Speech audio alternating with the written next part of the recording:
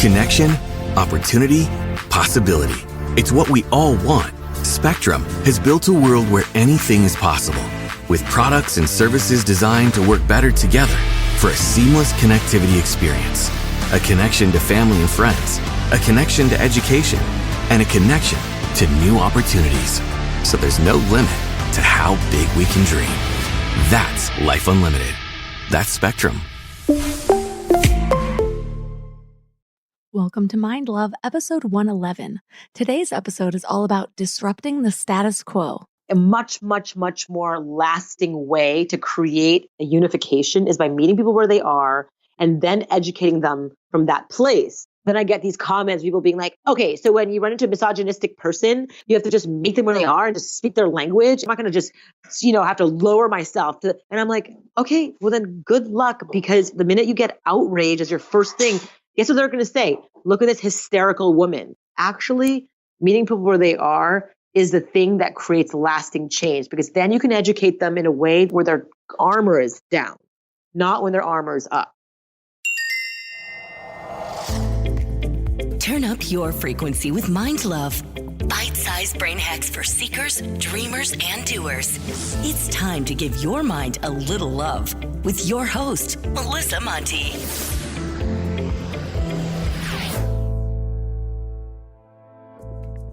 Okay, guys, real talk. It has been quite some time since I've asked for a review on Apple Podcasts app, and I have to tell you that those are so important to the growth of this show. So if Mind Love has been integral in your life, if it's been helpful for you, if it's something that you love or you listen to on a regular basis, if you wouldn't mind going to the podcast app on Apple, on your iPhone, on your desktop, whatever it takes, and leave a 5-star review, it would mean the world to me. Hi, friends and wild minds. I am a questioner. I question everything. Always have, always will, even though sometimes it does get me into trouble. See, questioning reveals gaps, usually mindset gaps between logic or beliefs and behavior. Well, the first time I remember questioning something and it causing a tizzy was when my stepdad came into my life. And I'll start by saying I have a really amazing stepdad. And he is Italian and was raised in a very traditional Italian home. And he had this belief that the man sits at the head of the table. Mind you, this was like 1992. Well, this 7-year-old girl immediately saw the sexism in that and would not have it. Eventually, he stopped pushing, and I'm happy to take credit for a little more equality in that household. The second time I remember questioning something really getting me into trouble was when I was 11 years old at church. For those of you that are new here, I grew up pretty religious, although I don't identify with a religion anymore. No judgment to those who do find it helpful, but it's just not for me. Well, by pretty religious, I mean that we were at church like 5 days a week, youth groups, leadership training, choir, and then all these other random events, like this one in particular called True Love Waits. And it was like the Christian version of sex ed, which was devoid of any actual sexual education, and it was all about how we should save the canoodling for marriage. Dude, looking back, it was pretty intense. Our parents bought us all these gold bands that looked like wedding bands, and they represented our vow to Jesus Christ to save sex for our husbands. My vow lasted about 5 more years, and there was no room for same-sex marriages at this event, so that wasn't even discussed.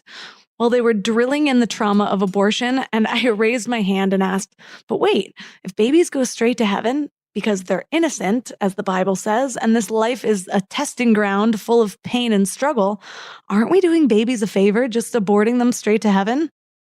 Our pastor did not like that. And even saying it out loud now, it sounds a little confronting and maybe insensitive. But I mean, I was 11. I was just trying to make sense of life.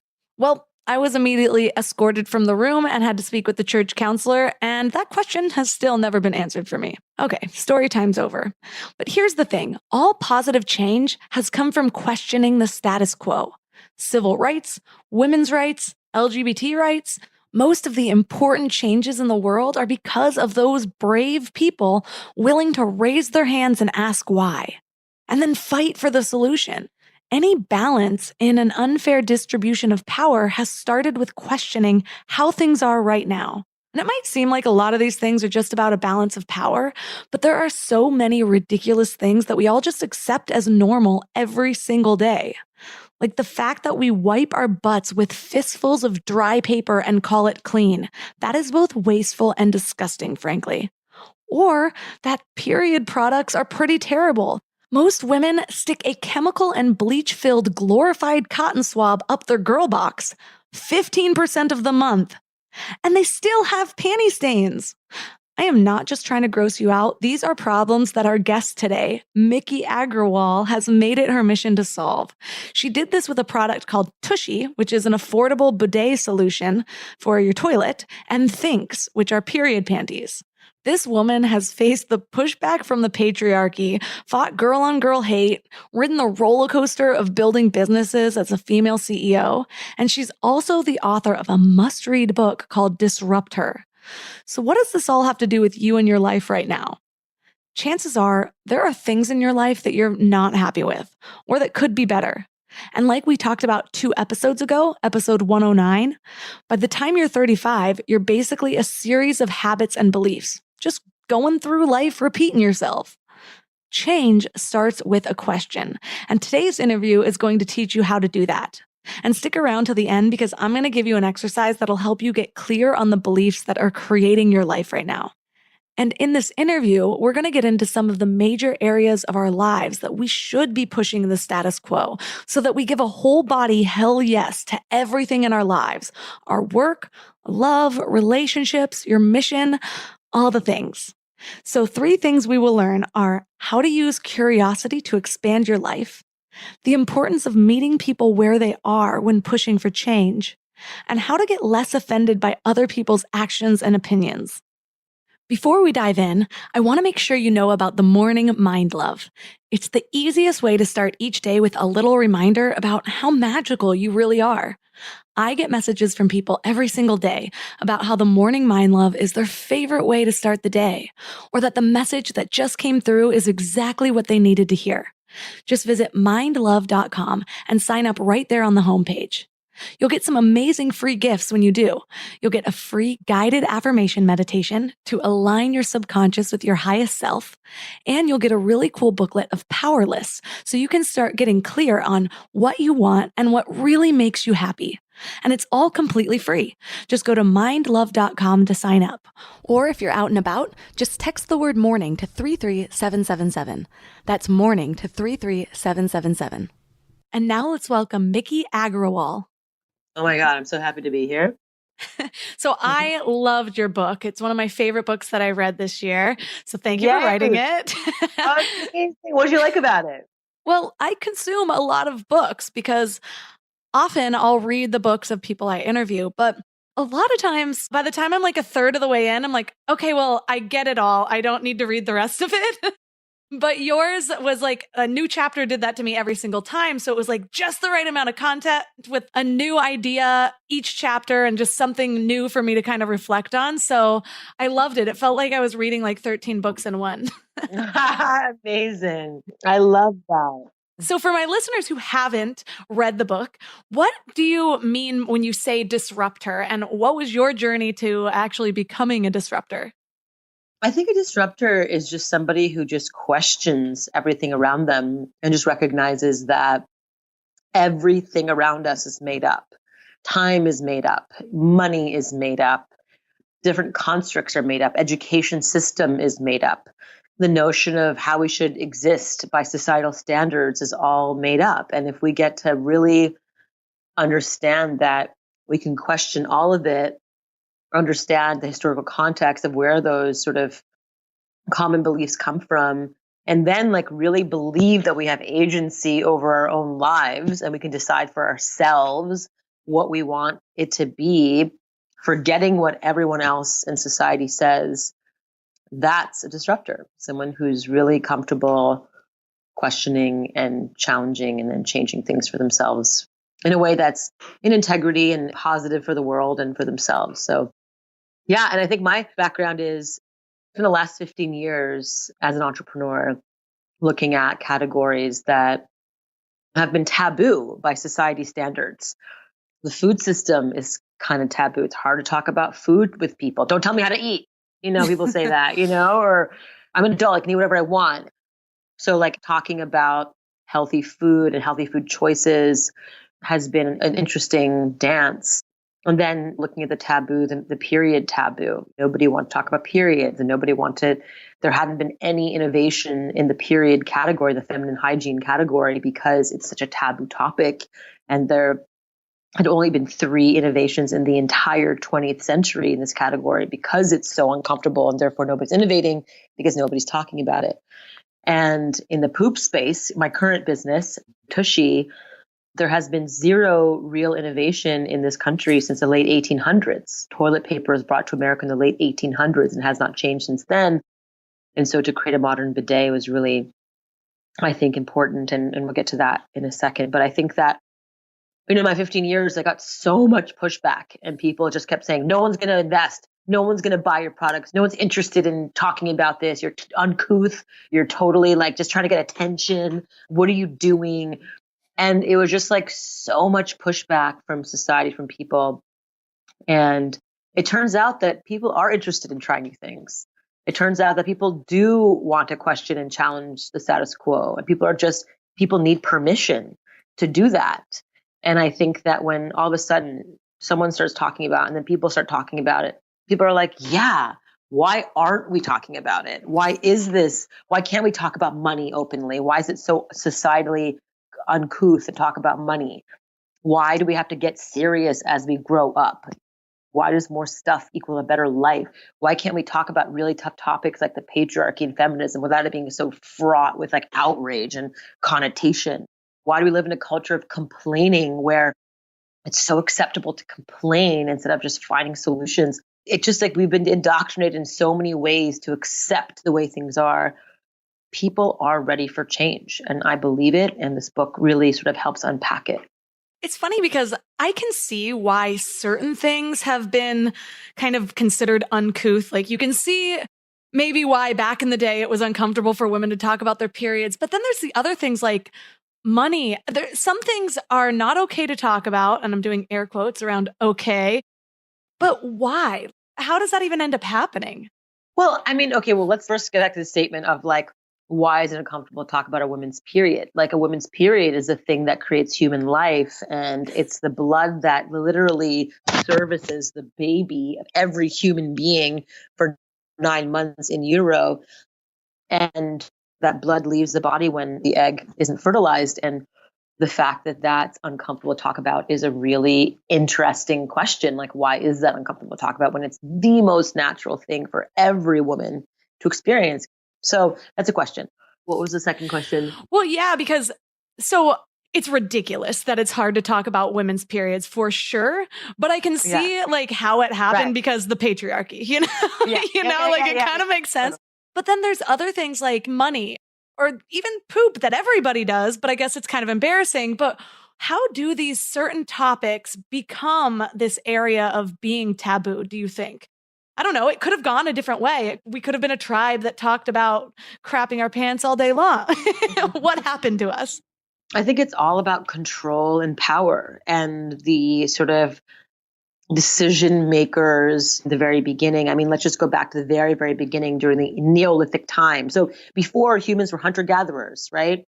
People just foraged and got just what they needed for themselves, their families, and the rest was open for anyone else who needed to forage themselves. And all of a sudden during the Neolithic times, when they discovered farming practices and men wanted to control and dominate land, that changed the dynamic of power. And it's like all of a sudden people started claiming land as their own, men specifically, and saying like, this is my land, I'm claiming it.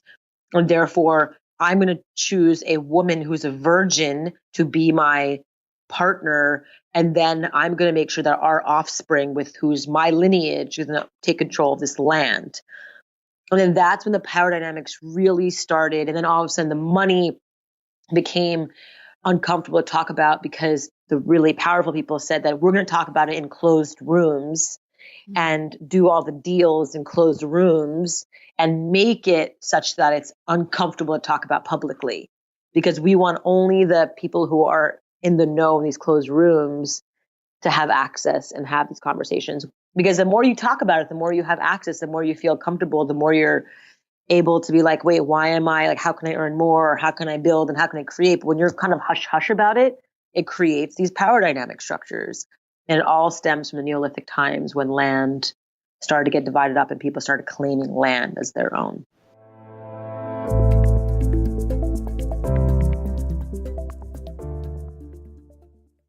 Before we go deep today, I want to give you a little gift, and I want to give it to you every single day. It's called the Morning Mind Love. I know how life can be. You're all fired up after an inspiring episode, and then a new day or a new challenge comes at you, and it's just hard to keep up that energy. Well, the Morning Mind Love is kind of like an oracle from your higher self to help you start each day with a positive focus. Plus, when you sign up, you get 2 free gifts, a 30-minute binaural meditation and 30 days of journaling prompts to help you remember who you truly are. And it's all completely free. So join over 9,000 people and go to mindlove.com to sign up or text the word morning to 33777. You know what I love about the start of a new year? It's kind of like opening a fresh notebook. 365 blank pages just waiting to be filled with your story. But sometimes we get stuck trying to write that story alone. Maybe there's a chapter you've been wanting to revise, or maybe you're just ready for a whole new plot twist in 2025. But here's what I've learned from my own journey with therapy. It's kind of like having an editorial partner for your life story. Someone who helps you see the patterns that you might have missed, who gives you the tools to write stronger chapters ahead. And that's why I'm so excited about BetterHelp. They've made therapy accessible and easy, serving over 5 million people worldwide. With over 30,000 credentialed therapists, each with different specialties, you can find someone who really gets your unique story. But what I love is how flexible it is. Everything is online, and you can easily switch therapists anytime at no extra cost until you find the perfect fit. And it's not just for people that are dealing with major challenges. Therapy can help anyone become the best version of themselves. So write your story with BetterHelp. Visit betterhelp.com/mindlove today to get 10% off your first month. That's BetterHelp, HELP.com/mindlove.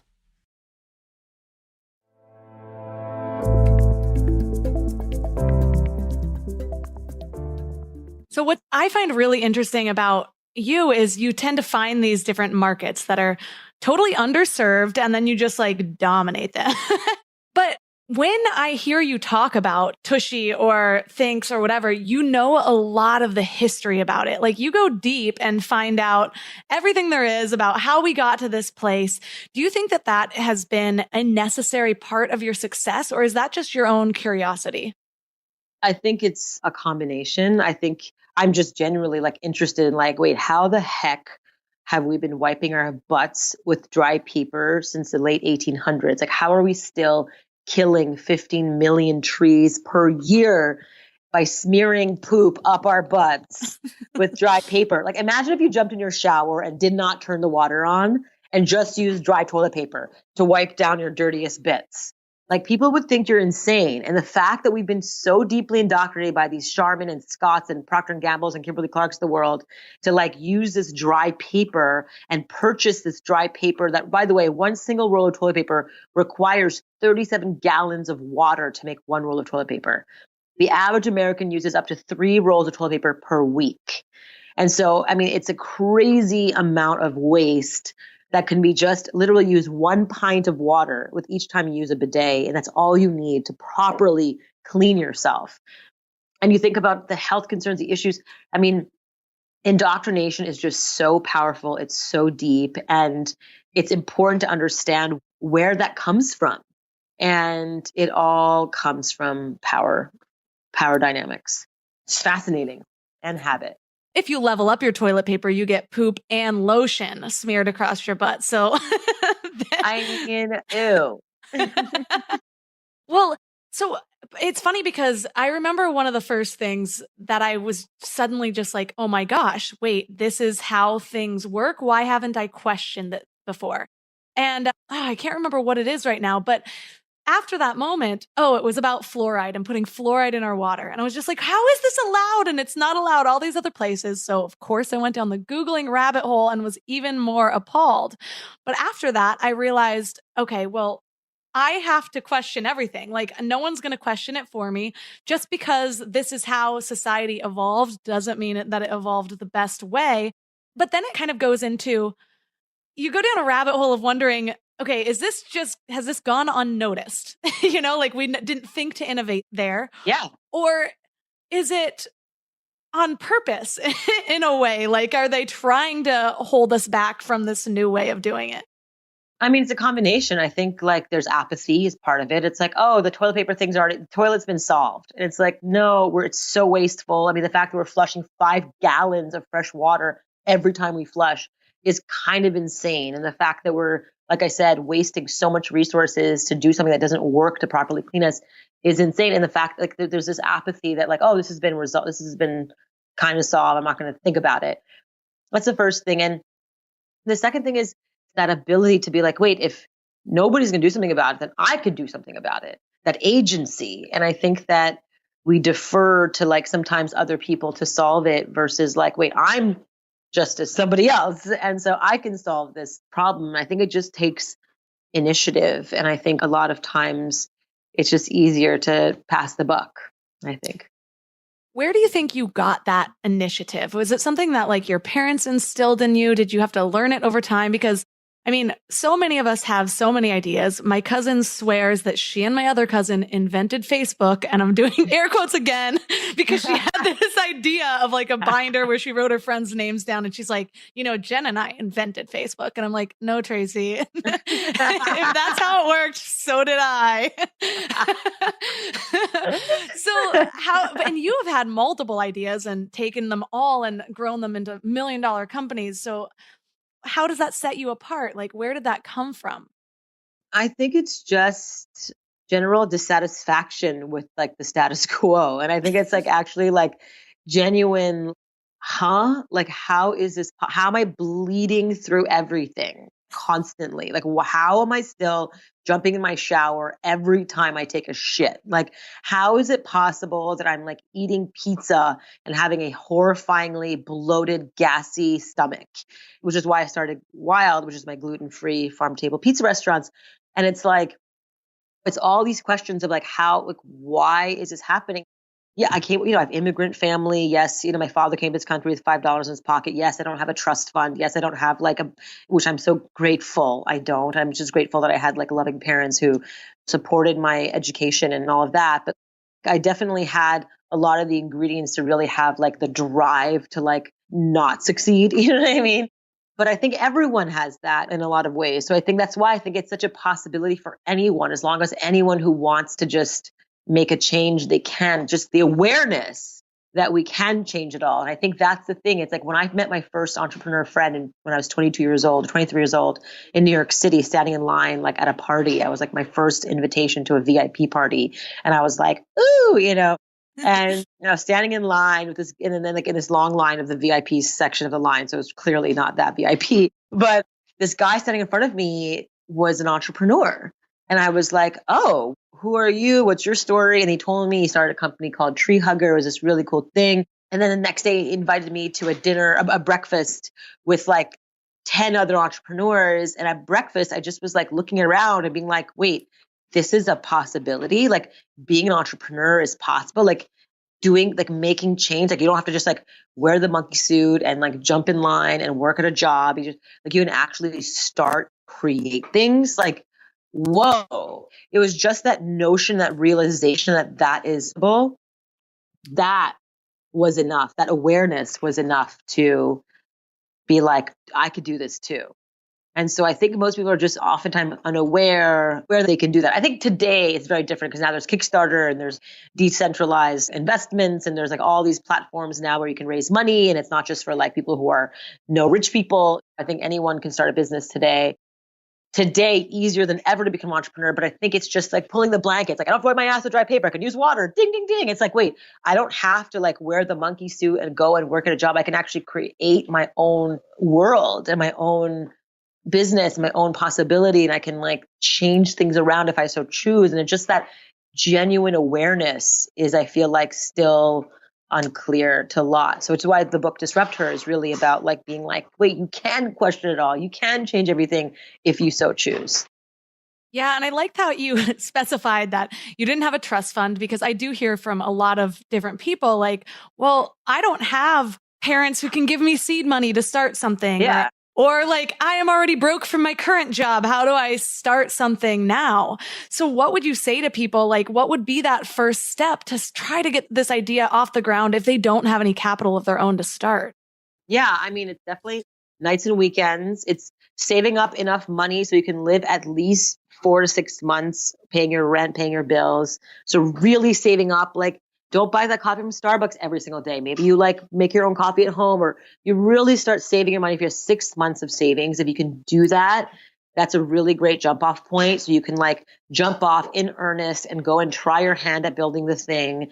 And by the time you're at 4 months in, and you haven't raised the money, or you haven't sold anything, or you haven't made the progress, you have 2 months to go get a job and then re-up your 6-month thing. I mean, life is short, but life is also long.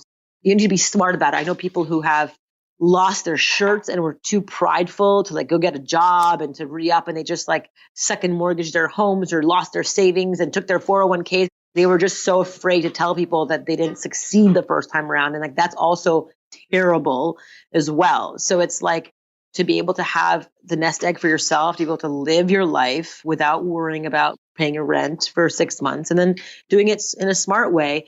And then now you can do a Kickstarter, you can make a video, you can pre-sell, you can see if people are interested. And so many things today that didn't exist when I first started.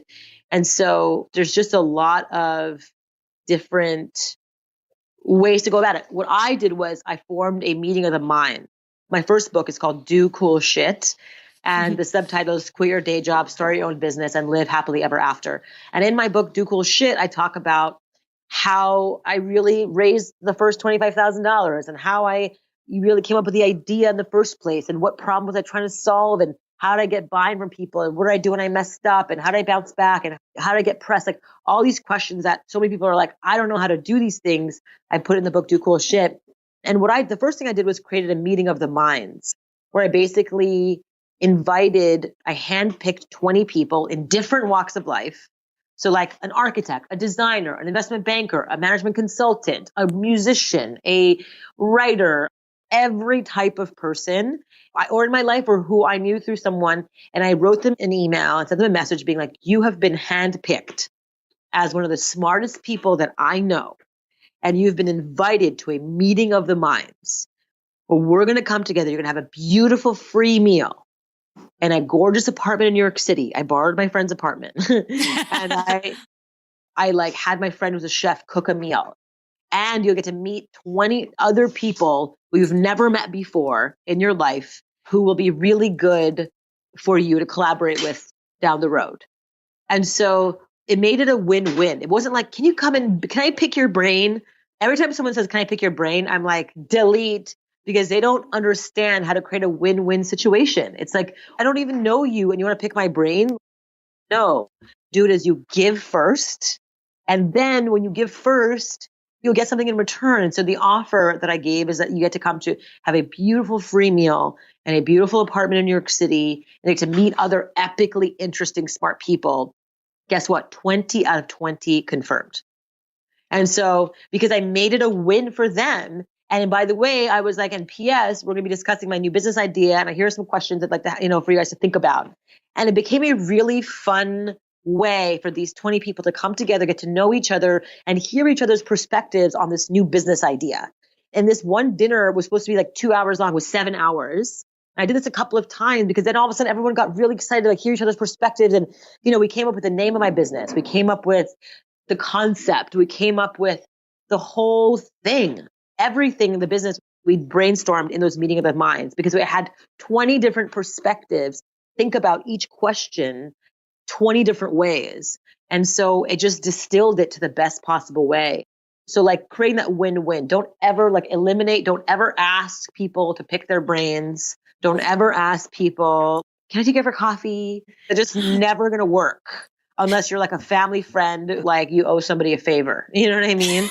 And so don't do that. So just make it a win-win.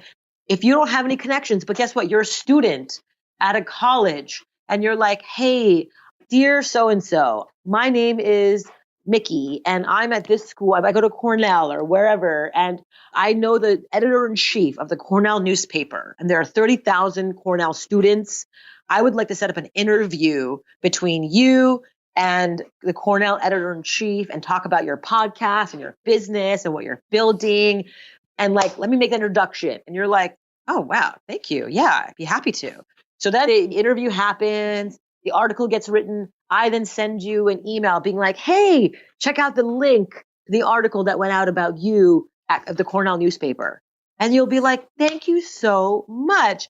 And then I'll say, yes, I have one quick question to ask you. Are you more likely to say yes to answering the question? Of course you are, because I just introduced your work to 30,000 people at Cornell. So people are like, I don't know anybody. Yes, you do. You can contact your editor. You can like figure it out to make it a win for the person so that they're more inclined to support you. But you lead with how can I help you versus how can you help me? And you watch how doors open wide. People just take. We live in this take, selfie generation. Me, look at me. I need help. Oh my God, I can't believe you didn't. And we just live in this crazy world where it's just like, no, help me. And it's human nature to want to help you back. That's so basic. We forgot it.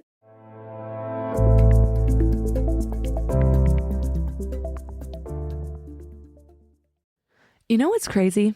After all these years of hosting Mind Love and talking to some of the world's leading experts, one of the biggest eye-openers for me has been just how much our gut affects, well, everything.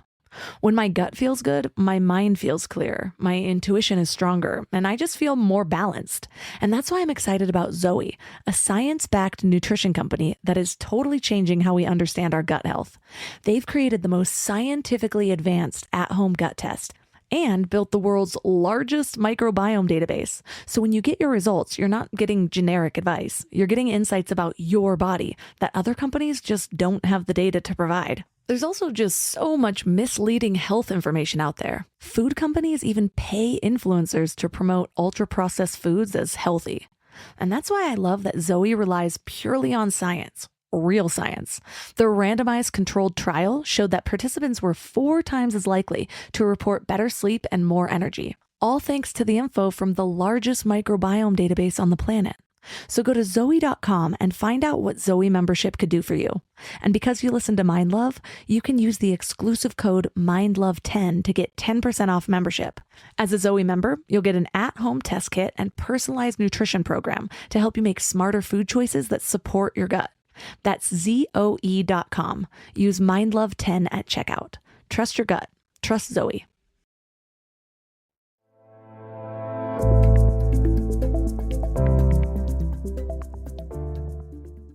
I'm so glad that you brought this up. I was just having this long vent session with somebody recently because I was like, man, ever since I created a popular podcast, the amount of people that want to take me out to coffee is insane. And I'm like, I don't have enough time in the day to coffee date everybody. Like, it's a lot. And that's one of the things that really has led to my success the most is my ability to what my friend called relationship scaling, where there's certain relationships that I have that have been highly valuable, that have turned into major mentors for me. But it started by me first following what they were doing, buying their courses, adding a ton of value in there, sharing my wins. So I became their like number one case study. And then going to in-person events enough times. And I still don't sit there and ask for an hour of their time. I'll ask a question or two, or I'll send them gifts. But it's me giving most of the value because I know that one sentence from them might be worth all of that. No, 100%. And it's like you give, then ask. You give, then ask.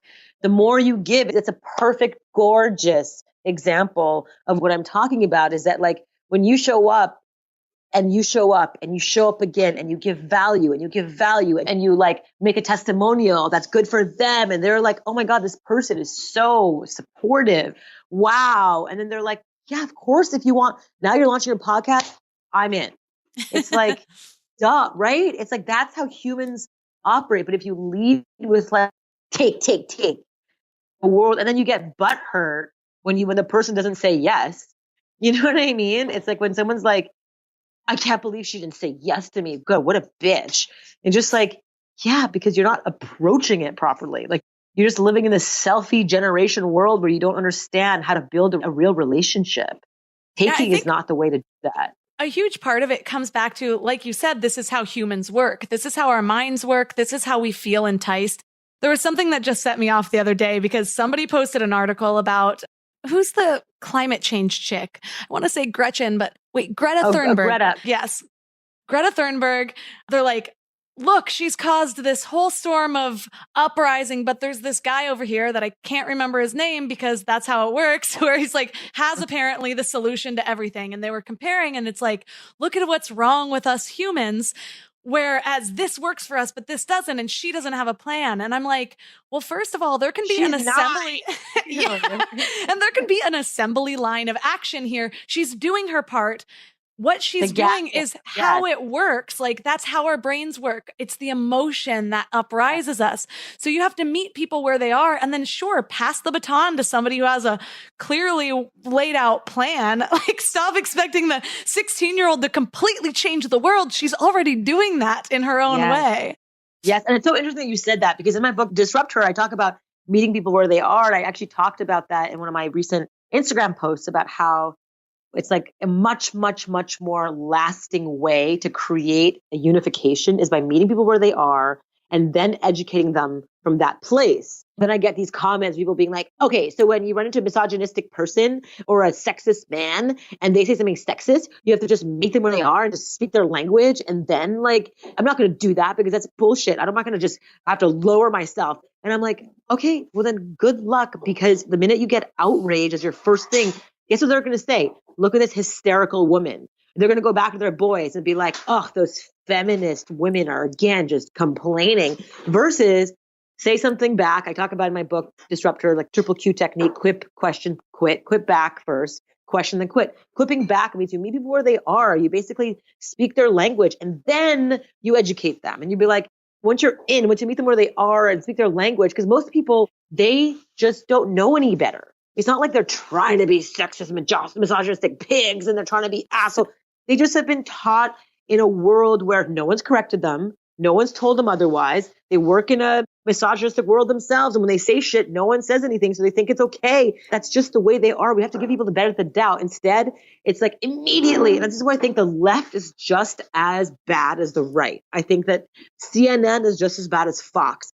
There's just this outrage, and all that wins is actually they're doing it on purpose. CNN and Fox are doing it on purpose because all that wins is the media, is themselves. Because people click on these clickbait headlines, and then the advertisers they can then renew the advertising contracts because these clickbait headlines are creating these divisiveness, which is what people are leaning towards, because our fight or flight part of our brain kicks in when we're seeing these clickbait headlines, and it's just feeding in to the divisiveness. So outrage simply does not work. And so when I see these comments of people being like, oh, you just want to succumb to their bullshit, it's just like, actually meeting people where they are is the thing that creates lasting change, because then you can educate them in a way that feels where their armor is down, not when their armor is up. Never work. Yeah, it's so true. It's like, do you want to hold on to your pride, or do you want to actually pave the way for a little bit of change? Like, actually get somebody to see you as a human instead of an obstacle so that you can kind of weasel into their mind. It reminds me of the status quo that was disrupted long ago about how you'd hear behind every great man is a woman. And like the visual of like a couple in the 50s was like this woman just slowly pretending that everything was his idea, you know, and it sounds so outdated now, but it's also exactly how things work. It just doesn't need to be just men to or women to men or whatever. Yeah. No, it's interesting because in the beginning of my relationship with Andrew, my husband of now, we've been together for 8 years. We got married last year. But in the beginning of our relationship, he was addicted to porn. In his porn addiction, I would get really upset. It was a perfect microcosm of what I'm talking about. Is I would get upset, like, you're gross, like, how dare you watch these abused women fucked in a way that's gross, and I just find this to be disgusting, and like, how dare you? And what we talked about, what we actually recently resolved around that whole storyline, is that the shaming didn't work. Made him want to like not tell me. It just didn't create that resolution. Like, it actually didn't work. So only when I met him where he was in his emotional state, where it's like, hey, I've been watching porn since I'm like fucking 11 years old. And it's a place where I learned how to release tension. And it's not that I don't love you or disrespect you or whatever. It's just what I've been learned and taught. And whenever you make me feel like shit and shame me for it, it makes me want to be more defiant about it. And it's like, I'm an adult. Like, you're not telling me not what I can and cannot do. And I just like, oh, it's just a perfect microcosm of like the rest of the world. And so what I finally did was like, I removed the porn rule in our household. And I'm like, you know what? You want to watch porn? Like, he's just like, I don't want to watch porn. But like, I only want to if you don't want me to. Yeah. It's like, I just don't want to be shamed about it. And so I'm just like, oh, okay, interesting. And now we're opening up a conversation about like conscious porn, and like maybe it'll help him unlock like ways of touching me differently, and maybe it'll teach him some new techniques. And I'm like, oh, interesting. That sounds great. And so it's now no longer this contentious, staunch, like us against each other in this one thing, but we've now come together. I've chosen to finally meet him where he is, and it actually created a deeper resolution that I believe is going to be lasting. And it's like, gosh, why can't we do that for all the other experiences in our life, all the other contentious things in our life where we believe we're so right? And it doesn't create the change. And a lot of times it goes just deeper layers than that, because I've had those same feelings. I actually used to watch a crap ton of porn growing up. I don't know why. It's just like something I started doing.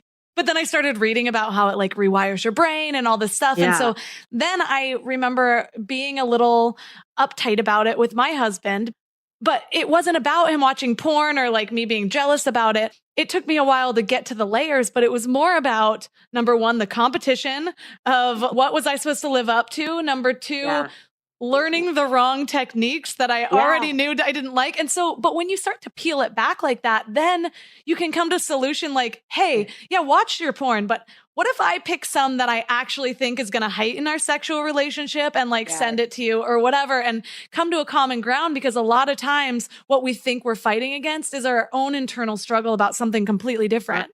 100%. Like I said to him, I'm like, when you watch porn, or when you watch this kind of porn with like big boobed women or whatever, it made me insecure. Like, does it mean that you don't like my small boobs, or does it make you whatever, you know what I mean? And it made me feel insecure. And he was like, no, I love your butt. I love your boobs. It was just something like a tension release that he's been just used to his, so like he doesn't want to watch it. It's just something that he's been fighting himself on, but then also defiant because I'm so shamey of him. So it's kind of like been this thing.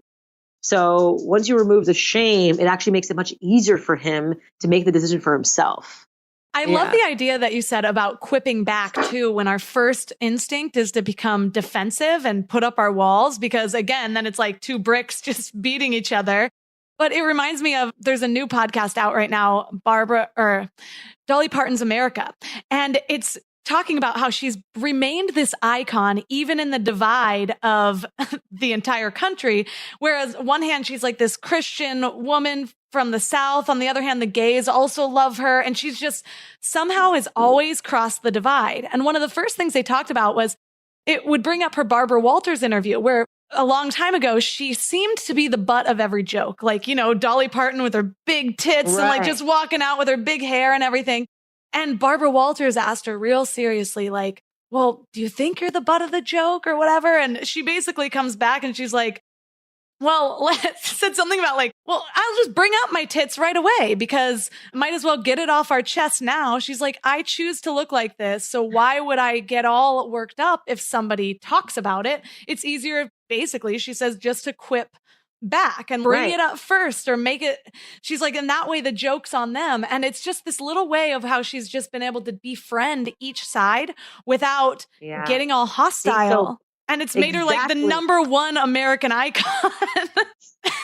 Exactly. It's like, this is me, this is my body. And rather than getting hurt or offended or this, or we live in an offended world where it's like, I was talking to a guy today who was the sweetest, loveliest, most epic dude. And he was just like, I was walking down the street the other day and this like big old black lady was like, you're sexy, and walked by. And he was like, thank you. And he was like so touched. And he was like, it means so much to me. And he's like, I kept thinking if I walked down the street and told a woman I thought she was sexy, it would be like so much outrage. You can't even tell a person that, like, he's like, this old lady told me I'm sexy. And I was like, so touched. We live in a world where it's so hard to say anything, to be anything, to do anything without there being such offense on whatever. Oh, you said the wrong pronoun and you're this and you're that. And how dare you? And every day there's news, this, that, and the other that people get offended by. And it's getting exhausting, Yeah. And so it was interesting to hear him be like, I was just so happy when she told me I was sexy. And I was like, oh, God, tell me about it. I kind of like it when a construction worker walks by and he's like, hola, mami. And I'm like, hola, papi. And it's just funny. And we just laugh. And it's just funny. Yeah, it's like the victimhood culture in general. And so much of our outrage is learned from watching everyone else get outraged, which is ridiculous. Exactly. But it's funny because you have a whole chapter about haters and how the common belief is that haters are going to hate, and once a hater, always a hater. But you talk about how the disruption of that is that haters exist within all of us. And the faster that we catch ourselves, the faster we can go back to being lovers. But it's so true because so many of those judgments or whatever I get offended by is oftentimes somehow a reflection of something that I need to already work on or a wound that needs to be dealt with. And so if we could look at, instead of getting offended and automatically lashing it forwards towards that person, stop and be grateful and say, hey, thank you for the opportunity of showing me an area that still needs work. 100%. And we also are such good storytellers in our head, and we're meaning-making machines. And we make meaning out of everything. And we're like, oh, I can't believe she looked at me that way. And then like the girl, who looked at me that way was like, oh yeah, I just sneezed and I just made this face or something like that. And you're like, and then you thought that she like looked at you. You know what I mean? And you're just making meaning out of all this shit. It was so funny because like last night, actually, I went to my girlfriend's house. I sent her a message and I was like, I want to have a clearing with you. And she immediately wrote back and she was like, oh my God, I'll cook you dinner tomorrow. Let's talk about it. It was lovely. It was beautiful. And so I went to her house last night and we just sometimes I feel like you're so warm and loving towards me. And then sometimes I feel like you're curt and cold and mean and I can't read you. And that makes me feel emotionally unsafe. And I just want to say that out loud because I really want to deepen our relationship. And I don't know who I'm getting. And that makes me feel uncomfortable. And then she started crying and just shared a story of how she grew up in high school and her best friend was her enemy, like the frenemy thing. And there was she grew up in this mean girl world. So she closes up in social settings, or she closes up in certain settings where she gets triggered by something. She's like, it's always me. And I always think that I'm like the meek one. And I'm like, that's so interesting because I always think like you're this power bitch. And we had such different perspectives. And only when we got together and just had the conversation about it, were we like, oh, we just made complete different meaning over something that was just our own shit. It's true. So often we tend to call someone a bitch or tell them they're whatever because we feel something within ourselves and that it's just it's easier to talk shit than to be like, you know what, that person makes me feel emotionally unsafe. So I'm just going to talk shit about her, Yeah. So instead, for me, it was such a beautiful example, us going to each other, meeting each other, both of us willing to have the conversation and both of us be willing to open up our own traumas of our lives. Of when I went through this trauma, this is how I coped with it. This is when I went through this trauma, so I coped with it. So maybe when we're going through these things, we don't mean it that way, but that's just how it's coming across because we've been through shit and that's just how we protect ourselves. And just by both of us crying together yesterday and understanding each other, I now feel a kinship to her deeper than I ever have because of that clearing. And I think so many times we're just not brave enough or interested to really know what's happening on the other side. And we just want to fucking judge because we judge ourselves the most. Yeah. And it's just I just feel and even this past weekend, I was feeling insecure about certain things. And I shared that with a couple of friends and they were like, man, I never thought you were insecure and whatever. And I was like, yeah, I feel like an outsider sometimes in my own community. And while I know I'm loved, I still feel that way. It's just a normal feeling, I guess. And they're like, wow, like I feel that way too sometimes. And I'm like, really? Like, and we just had this like beautiful moment of coming together around that too. And so it's just the more we can share ourselves, because like I grew up with parents saying like, get through it, stuff it on the rug, like move fast, like don't fucking talk about your feelings. Like feelings are, seeing a therapist is so stupid, or seeing anyone, a life coach, like what's coaching, like, and I would just stuff all these emotions under a rug, and then they would come out in these outbursts. And only until I started sharing like my truth. And it's so funny because like every time I share my feelings, like even today, I burst into tears because like I feel so vulnerable and I feel so exposed and I feel so uncomfortable. And because it's still so foreign to me to be like, and then I feel insecure. Like, does that make me not feel strong, or does it make me feel, but what it's actually doing is making there feel a lot more kinship. And I feel like when we do that with the other side, if we do that with people that were the left and the right, if we find the humanity, it's just like, it's going to be so much better.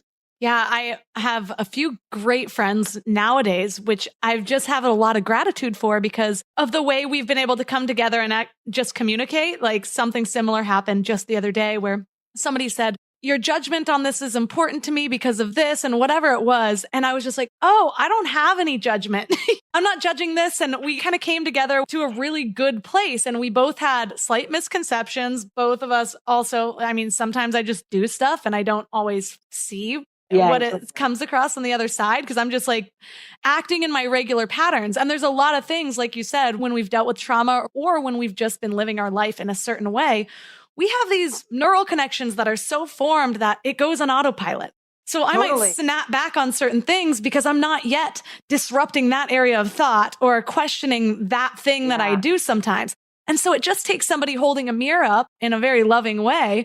You can come back and try to shame me or get angry at me or whatever. And I'm going to automatically, the brain just starts to justify those current behaviors. And then it kind of digs in that behavior even more because we don't want to be considered irrational.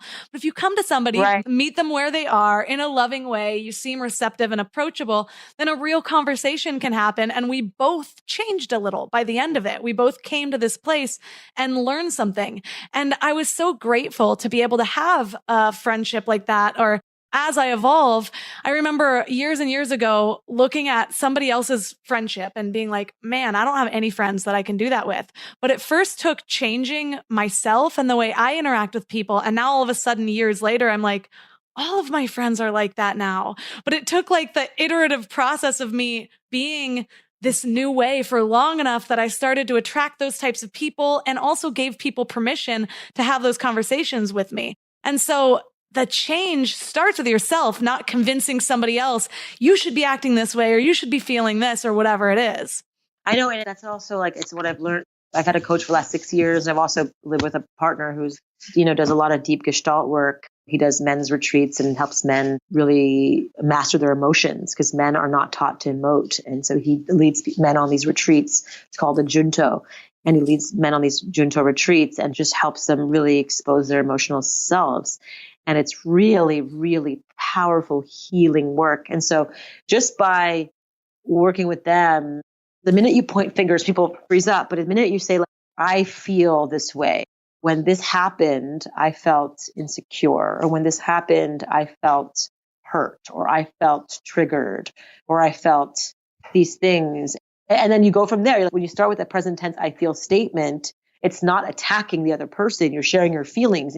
People can't take your feelings away from you. They can just say, oh, what I meant was, but it's not going to be like, oh, well, you did this and you did that. And it's more like, I felt hurt or I felt misunderstood or I felt sad or I felt, and then it's like the person could then really hold those feelings in a different way. I know a lot of people, though, even have a problem owning their own feelings or like standing in that power, which is really hard. And that's something that I have really just respected about you is that you are just who you are, no matter where you are. You have a certain style in the way you dress, a leadership style, just like unapologetically you. So how do you keep that courage no matter what you're doing or no matter who tries to clap back at you or tries to hold you down? How do you bring that out still?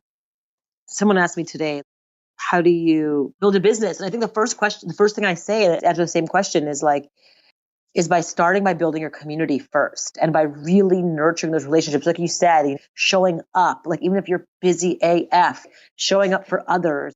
If friends are having a trouble and they want to come over and cry on your shoulder, say yes immediately.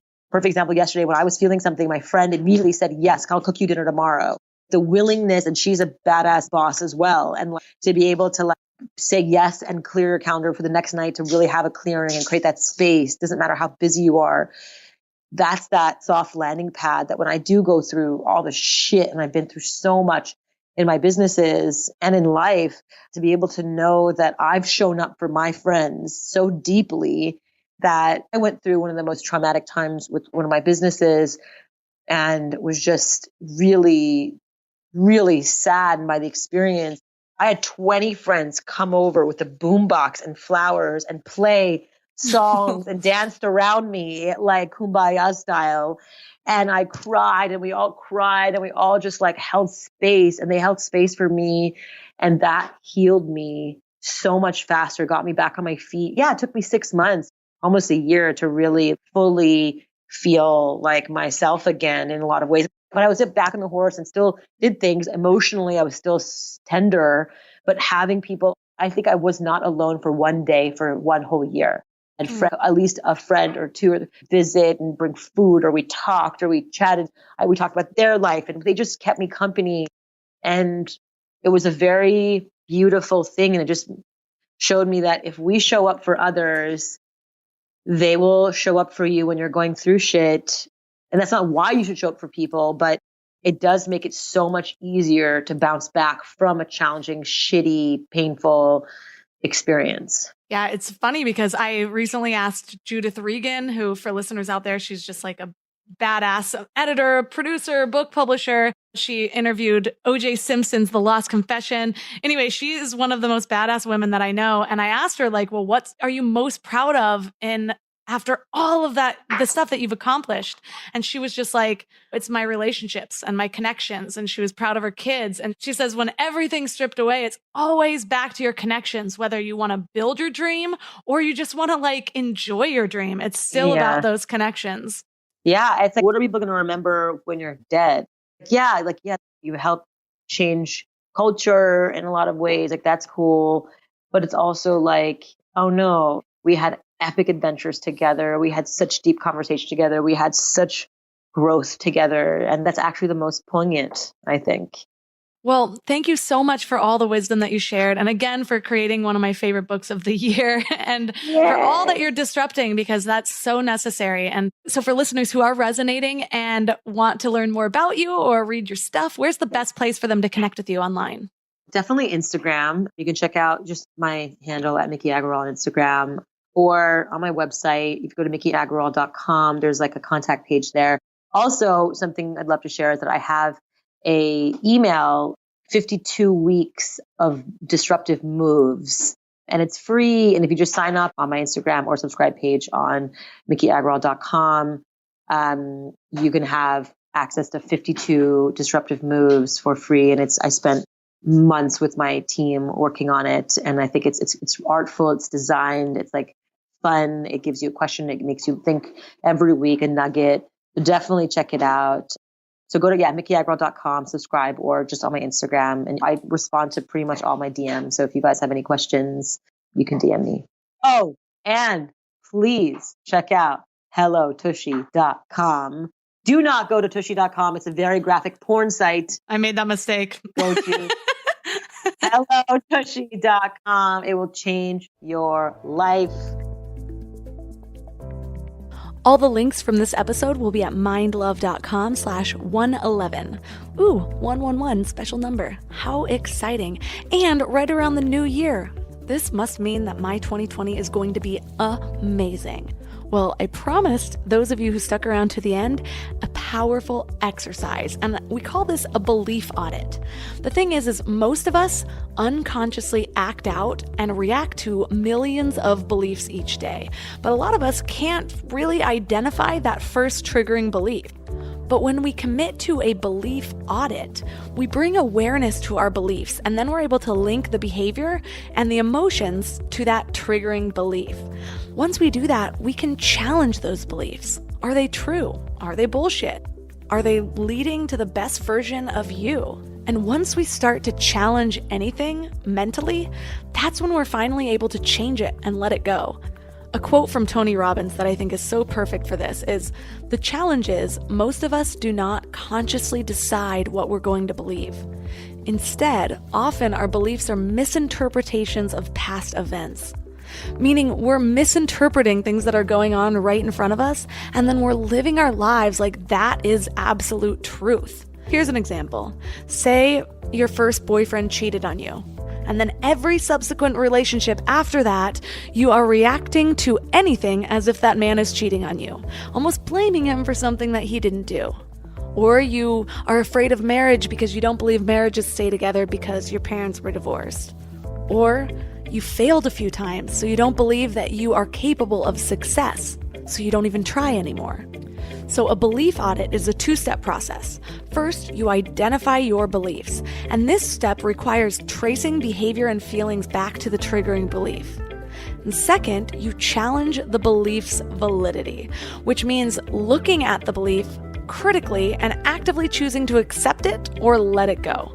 This can be time-consuming, but you can do it over the process of a few days or a few weeks or even your lifetime. Maybe you have a notepad on your phone or you carry around a journal, and you start to just choose to bring awareness to the beliefs that are causing your actions. And even if you might not know exactly what those are right now, that commitment and that choice is going to make your brain think in a different way. It's like setting your brain with a goal, which brings more awareness to the things that you otherwise would just pass by and accept as a part of your daily routine. And I'd love to know how it goes, so reach out to me and share some of the things that you found at MindLoveMelissa on Instagram.